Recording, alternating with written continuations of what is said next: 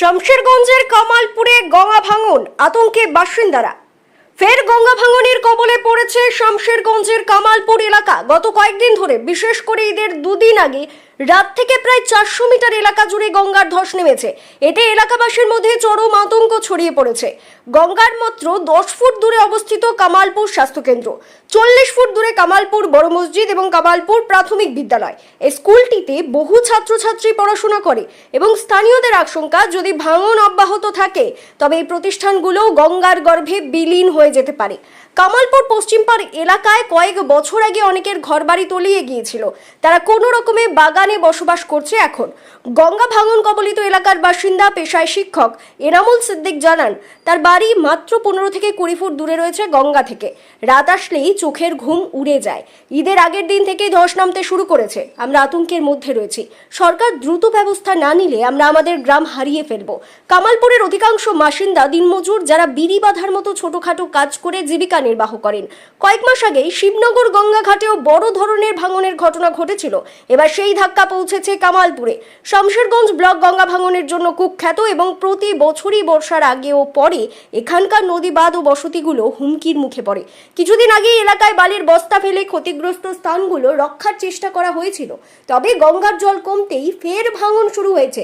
স্থানীয়দের দাবি, দ্রুত ব্যবস্থা না নিলে কামালপুরের অর্ধেক অংশই গঙ্গায় বিলীন হয়ে যেতে পারে।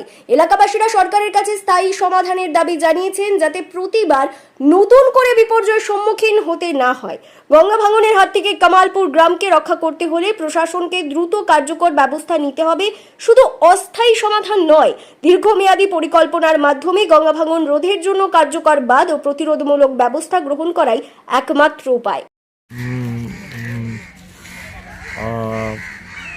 28 তারিখ থেকে। কতটা নিয়ে ধসেছে এটা? এটা প্রায় 400 মিটার হবে। গঙ্গা থেকে কত দূর বাড়ি আপনাদের? 20 ফুট দূরত্বে। আমরা অত্যন্ত আতঙ্কের মধ্যে বসবাস করছি। যে কোনো সময়, যে কোনো মুহূর্তে ধস নামতে পারে বলে আশঙ্কা করছি।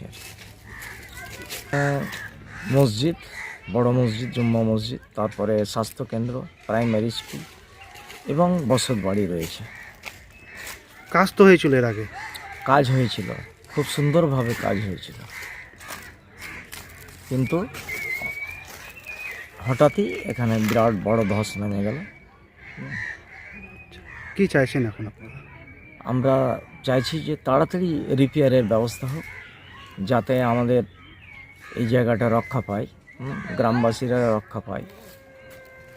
এসব ব্যাপারে আমরা আমাদের চিন্তাভাবনা করছি। আপনার নাম পরিচয়? এনামুল কবির সিদ্দিক, বাড়ি?